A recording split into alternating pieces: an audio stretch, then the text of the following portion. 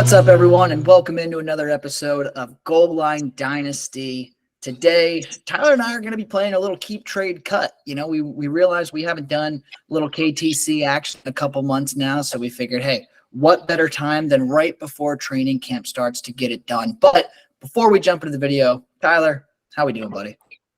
I'm good, dude. I love playing this game. It's fun. It's kind of like our little thing that we do. I don't think anybody else goes through and plays this game on YouTube. So our little special moments that we have here on our channel. I love it, buddy. Well, you know what? Since you love doing it so much, I will let you open the floor. So give me your first keep trade cut of the day. All right, so my first one I think is interesting. I think all of them have a question mark, and all of them have potential too as well. So Deebo, Javonte, and Zay Flowers is my first one. Wow.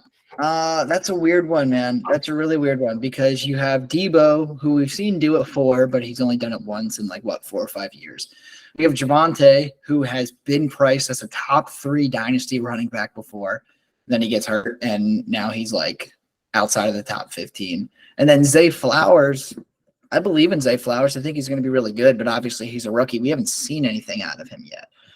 I will say, I think my cut, as much as it pains me to say it, I think my cut is actually going to be Zay Flowers. He might be personally my favorite out of these 3 guys, but just having the unknown of, him not being a top tier rookie from this class, I think kind of sets him apart from Deebo and Javonte. So I'm going to cut Zay Flowers. I'm going to keep Javonte, and I'm going to trade Deebo. Reason being is because Javonte, you're not going to get what he's worth right now in the trade market. You could kind of look like an idiot holding on to him, right? Because if he doesn't rebound from that gruesome leg injury, then obviously you're just kind of left holding your assets there. But I think that he could rebound in a big way. We're only a year removed from, top 3, top 4 dynasty running back discussion for Javonte. And if he can string together even a half healthy season this year, I think he's going to slowly creep back up into that conversation. And then obviously with trading Deebo Samuel, I think out of these 3 guys, he just has the highest value, especially name value. And I'm not personally a big Deebo fan. I will always claim that Brandon Aiyuk is the true wide receiver 1 in that offense. So yeah, I'm gonna keep Javonte. I'm gonna trade Deebo. I'm gonna cut Zay. Yeah, I agree with you, and but I honestly think that I would definitely keep Javonte because, like you said, I don't think you're gonna get what he's worth right now. However, I think that Zay Flowers does have kind of a cult following right now, and he could definitely. I think you could get more for him on the market than Deebo in a lot of spots. I think a lot of the market has soured on Deebo, so I think Zay Flowers would probably be my guy that I'd want to trade and get the most value out of, see what I can squeeze, and keep Javonte. But I mean, I guess it would depend on the league entirely, who believes in Deebo, who believes in Zay Flowers. You have to find the right buyer. So yeah, that's my. I completely agree. Both of those guys kind of have a cult following, right? And it's just I really like that call by you. It's just kind of feel it out in your league in this specific situation. But I'm going to get into my first one of the day, and 3 very different assets, in my opinion. So I'm intrigued to see how you attack this one. So super flex format, obviously, for this one. Keep trade cut, Travis Kelce, Deshaun Watson, and Devonta Smith. Oh, it's always going to be weird. All right, so I'm going to keep Deshaun Watson. I'm going to trade Devonta Smith, and I'm going to cut Travis Kelce. I think, it's kind of tough to trade Kelce right now, although I did see in a league that even, never veto, right? But it was TJ Hawkinson and a future first for Travis Kelce. Yeah, saw that get done just the other day. So since you can't see Mikey's face, he's a little bit in shock too. So in terms of that, if I can get that kind of deal, obviously I'm trading Kelce. But I think Devonta Smith, you can get two future firsts for. I don't think you can buy him for very much less than that unless it's going to be a guaranteed early first and you're sending him to a dumpster fire of a team. So in that case, yeah, keep Deshaun Watson, obviously, because he's just the quarterback in the position that I want to be solidified. So I'll keep Deshaun Watson, trade Devonta Smith, and cut Travis Kelce. I think I agree with you. And it's weird because before you started talking, when you said Travis Kelce was going to be your cut, I was like, really? Like, I feel like he's probably worth the most out of all those guys right now. But you're right. Nobody wants to pay up for a 34-year-old tight end. Like, obviously, Travis Kelce we've never seen anything like Travis Kelce in fantasy football at the tight end position. Like Gronk, Antonio Gates, and Gonzalez, you go all the way back, dude. We've never seen something like Travis Kelce for fantasy production. But his age makes him a really hard asset to sell. I mean, dude, I offered, what was it? I think it was like Deontay Johnson and a first-round pick for Travis Kelce, which admittedly kind of a low ball for Kelce if you're contending, but still he's a 34-year-old tight end. And I was told not even close, not in the realm of possibilities. It was going to take Deontay and like 2 firsts and a second. I said, you're crazy. But that's what people who have Travis Kelce want. And the people that want to get Travis Kelce are not comfortable with trading that. So I agree. I would cut him because I think he's going to be the hardest asset to get the return you want. I would join you as well in keeping Deshaun Watson and trading Devonta Smith. You kind of alluded to Smith's value. When it comes to Deshaun Watson, though, he has a chance to rebound to be a top 5 or top 6 quarterback. He might not, but he might. Right. And I want to keep that upside. I want to hold on to that. I think he is going to have a pretty good year in Cleveland. And after his first year in Cleveland, his trade value is just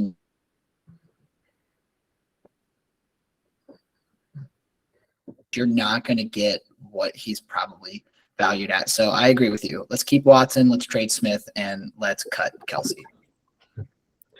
So this one, my next one is going to maybe shake you up a little bit. I think I know who you're going to keep because I know you.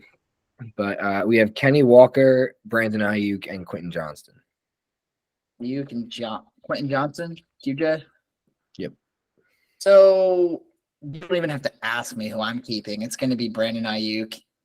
I think that Kenny Walker has more of a value than Brandon Aiyuk in the trade market. So as much as I do like Kenny Walker, I do think we're starting to fade him a little bit too much. But I'm just absolutely crazy over Brandon Aiyuk. I would be hard-pressed to find someone in any league I'm in that values Aiyuk higher than I do. So I don't think anyone would ever be able to trade for him from me personally. So I'm definitely keeping Brandon Aiyuk. In terms of QJ versus Walker for the trade and the cut, I still think Kenny Walker could fetch you more in the trade market, especially as we get closer to the season and people realize that they do need running backs for their running back spots in their roster, right? He was a top 5 running back whenever he was on the field. I know Charbonnet really throws a wrench into things. I know Geno being a good quarterback and then bringing in JSN, like I know it doesn't really bode the best for Kenny Walker personally, but I do think that people still believe in the upside. He is still valued as like a bottom RB1 in Dynasty, maybe high-end RB2 by a lot of people. And I think that alone is going to be worth more than what you can get in QJ. Because even right now, I mean, QJ, he could be the real deal, but he could also be a bust. He's, in my opinion, the biggest boomer bust prospect of the 2023 rookie class. So you're really going to need to find the niche market to get more for QJ than you would for Walker. So I'm going to keep Aiyuk. I'm going to trade Walker. I'm going to cut QJ. Yeah, I think Aiyuk is the most stable asset right now because you know what he is. So, yeah, I'm definitely going to keep Aiyuk. It's tough for me like you said, between Kenny Walker and QJ, but I think Walker probably does have more on the trade market just because we've seen him play football in the NFL, and we know that he is good. Regardless of how good Zach Charbonnet is, we know Kenny Walker is also good. So we'll see how those touches are split. But your turn. All right, so this one, I've got a bunch of second-year wide receivers for you. And every single one of these receivers has at least something wrong with them, right? So we've got, you could probably guess at least 2 of them. First one's Jameson Williams. I'm sure you could have guessed that. The second one is Treylon Burks. And the third one is George Pickens. So very rarely do I ever give you an easy enough keep trade cut where they're all the same position. But I am really intrigued to see what you have about these 3. So Jameson Williams, George Pickens, Treylon Burks. All right. So I'm going to, probably against my better judgment, I'm going to keep Jameson Williams. But I mean, I know that when these players get suspended, it just happens every single time, or injuries or whatever. It's like the week before they're supposed to get back and the week before they're allowed to play, that's when their value starts to rise, and that's when you're able to get the most out of them. So I'm probably going to hold Jameson Williams and not want to waste that, 106, 107, whatever I had to spend on him in that rookie draft. And then when it comes to Treylon Burks and George Pickens, I think George Pickens has more of that cult following than Treylon Burks does, especially with DeAndre Hopkins going to Tennessee right now. So I think he'll probably be able to get more out of George Pickens. I mean, nothing's changed with his situation other than Kenny Pickett's supposed to get better next year. Treylon Burks has obviously serious target competition with one of the best wide receivers in the NFL, like a future Hall of Famer coming in there to Tennessee. So I'm going to trade George Pickens. I'm going to keep Jameson Williams, and I'm going to cut Treylon Burks. I agree with your trade. I am also trading George Pickens. I'm just not a big believer in his. It's not that he's bad. I think he's going to be better for the Steelers than he is for my fantasy team. Deontay Johnson is still the guy that you want to own there. So, I am going to trade Pickens, though, because like you said, he has his cult following. I'm actually kind of surprised, though, because any other day, if you gave me Jameson Williams and we gave you Treylon Burks, you would say, yeah, I'm keeping Burks. I'm getting rid of J-Mo. Usually I would say, yeah, I'm keeping J-Mo, but I'm getting rid of Treylon Burks. But I'm actually going to go the opposite of you this time. I'm going to keep Treylon Burks, and I'm going to cut Jameson Williams. I think that out of these three, Jameson Williams has the least amount of value right now.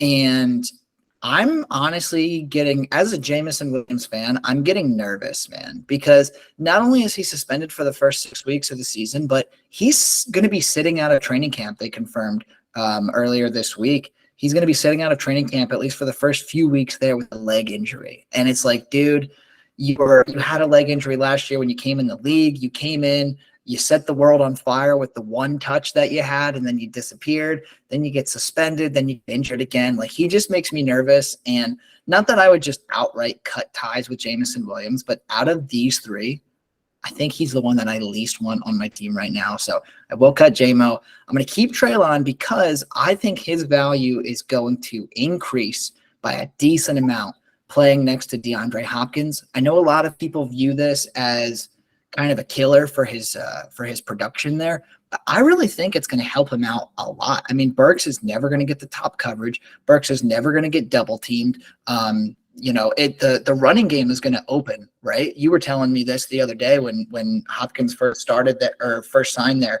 We were talking about how the running game is going to open more for Henry. It's going to make opposing defenses be a bit more honest. And I think that is just really good for a second-year wide receiver that is really athletically gifted there. So I think Treylon Burks could put together a very sneaky, solid year with DeAndre Hopkins lining up opposite of him. So I would keep Burks. I would agree with you and trade Pickens, but I would cut J-Mo. I think you make a very good point in the fact that there's a lot of weapons in that offense, and there's probably going to be, you're going to want to start Treylon Burks in your lineup because there's probably going to be games where he's going to get the most attention out of Ryan Tannehill this year, or even Will Levis or whoever, comes. There's probably going to be games where opposing defenses just decide to try to shut DeAndre Hopkins down, and that leaves Treylon Burks with 11 to 12 targets. So I think before you move on, though, I think now that we mention it, it is going to be weird in Tennessee this year, right? Because DeAndre Hopkins is a red zone target. Treylon Burks is a red zone target. And Jiggy Okonkwo is a red zone target. So I am really intrigued to see how those red zone targets are divvied up. I do think Burks could be the lowest targeted of those three in the red zone, but I think he is going to surprise a lot of people with his big playability. But anyway, I'll let you take it back. But I feel like we were talking about Tennessee and neither one of us brought up Chiggy. So I was kind of sweating there a little bit. Yeah, but then you also consider dude, Derrick Henry is also a red zone target with inside the 7-yard line. They're going to want to give him the ball. So you're right. Treylon Burks is probably the third or fourth option in the red zone there. So my final one is going to be Devonta Adams, Jerry Jeudy, and Tony Pollard. And Pollard. That one's really interesting because, as you know, as I know, as our viewers know, we are officially on the Jerry Jeudy hype train. We love Jerry Jeudy now. Very suddenly we do, but we do. Um, shoot, man. This is really hard. This one is really, really making me sweat. I think that I would have to keep Tony Pollard. I would have to. Because I mean, dude, he has legitimate RB1 overall upside. If they don't bring in another running back, and there's not really anything indicating that they're going to, if they don't bring in another running back, he's going to have more touches this year by a lot. And he was already like a top 5, top 10 guy with the touches that he got last year. So I'm going to keep him, just knowing that I'm going to get an insanely good 2023 with the potential for 2024, 2025 as well, depending on if he stays in Dallas or not after the franchise tag plays out. So I'm going to keep Pollard. In terms of trading and cutting, I hate that I'm going to cut Jerry Jeudy, but I am, because DaVante Adams is definitely the higher value between those guys, especially with now that we know Jimmy Garoppolo is healthy. He's past his physical. He is going to be out there. Not that Jimmy G is the best quarterback DaVante Adams has ever played with, but Jimmy G is solid enough to keep DaVante Adams on course to do what DaVante Adams does. And I'll use that in my trade negotiations as I'm selling Adams. So I'll trade Adams. I will cut Jerry Jeudy, and I'll hold on to Pollard. Yeah, I like that sentiment. I think before I heard you talk, I was going to go a different way with it, but I think you convinced me. Yeah, DaVante is definitely easier to trade than Jerry Jeudy because it's like kind of concrete what you're going to get with him. I don't think that Jimmy G is like that massive of a drop off from Derek Carr. I mean, I guess we're going to find out really this year.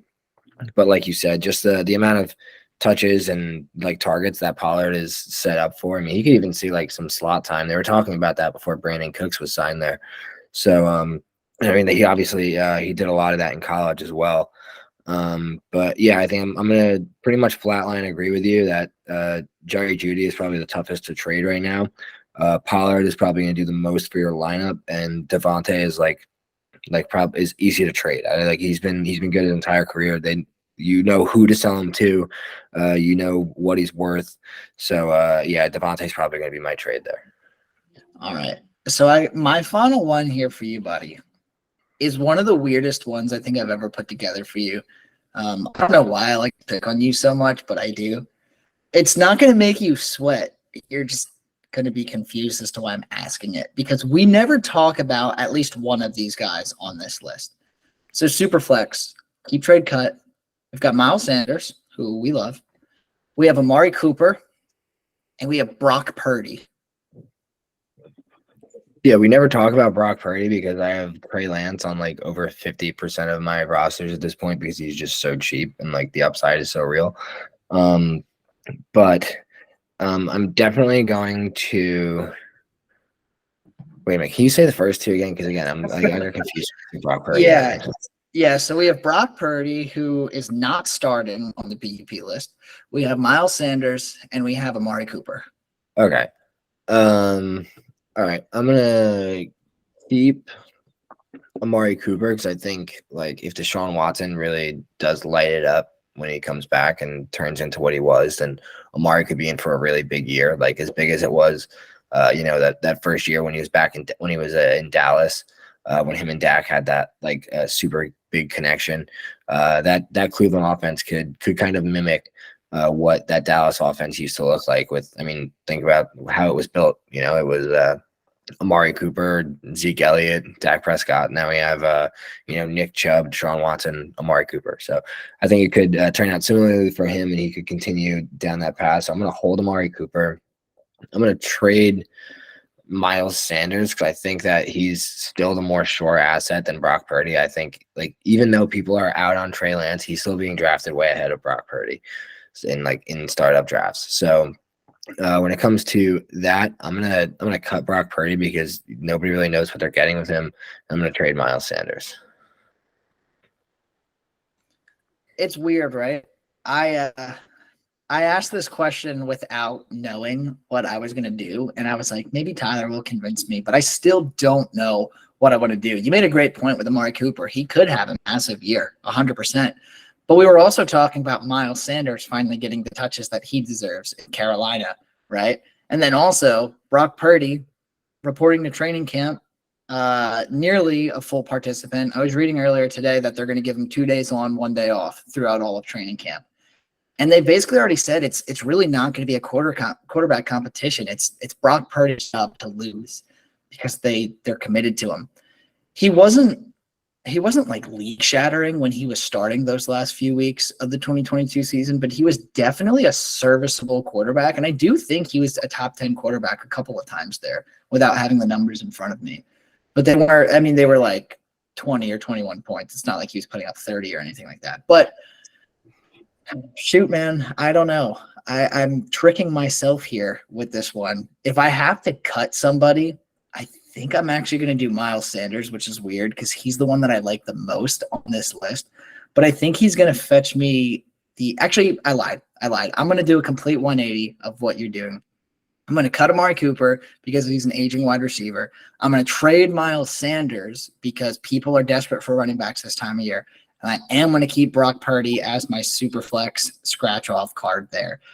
So completely different from what you're doing. I think that Miles Sanders is going to have a bit higher value than Amari Cooper. Maybe that's just my personal bias talking with Miles Sanders. I don't know. But yeah, I'll risk it with Purdy. I'll trade Sanders. I'll cut Cooper. Yeah, and I can see why you would do that. I mean, if Brock Purdy turns into the next Dak Prescott, then he's a second-round overall startup pick, you know. So I can definitely see the upside there and understand why you would want to. I just think it's so risky. And one of the 49ers had the last consistent, quarterback room. When was their last consistent quarterback? It was like Alex Smith or something like that, maybe. I don't even know. Couldn't tell you. But I don't really want to rely on him. The last one they really invested in was Treylon, so I'm still kind of holding on to that belief because of just how far his price has fallen. I think he's like the value to be had since he's fallen from the end of the first in the startup to now like the 7th and 8th round. But I'm gonna go down and die on that train in flames. So just don't ask me about Brock Purdy anymore because I don't want to sound dumb when it comes out. Well, I wanted to bring up Brock Purdy because our buddy Vin, hey Vin, he tells me he watches just about all of our videos. He listens to them in the car, whatever. And I had to bring up Brock Purdy because I needed an excuse to talk about the San Francisco 49ers and how he said I don't know if you caught it in our group chat earlier. He goes, oh, yeah, dude, Sam Darnold's going to be starting for them by the time playoffs come. And I told him to go and get himself a CAT scan because there's just absolutely no way Darnold is playing over Purdy or Trey Lance. But I digress there. Anyway, that's going to do it for us here on Goal Line Dynasty today with our Keep Trade Cut video. Hopefully this has kind of helped you out a little bit. I know that a lot of player valuations, it's kind of, beauties in the eye of the beholder. But when you talk about players in this fashion, it gives you an idea of, okay, these guys may be a little similar value. Here's what I could potentially get. Here's some trades that I can kind of think of in my head, stuff like that. So that's why we like doing these Keep Trade Cut videos. But Tyler, before we wrap up, you got any closing remarks for the viewers? Yeah, I like these things, man. They keep us on our toes because we don't really discuss them beforehand. We kind of just go in like on a whim and we have these questions for each other. But yeah, that was a fun one. Like, comment, and subscribe. Tell us why we're stupid. Tell us why we're smart. Absolutely. And like Tyler said, hit that like button. Make sure you comment if you've got anything to say. Hit that subscribe button and make sure you hit that notification bell icon as well so that every time we post, you can see us first. But for myself, for Tyler, for Goal Line Dynasty, we will see you next time.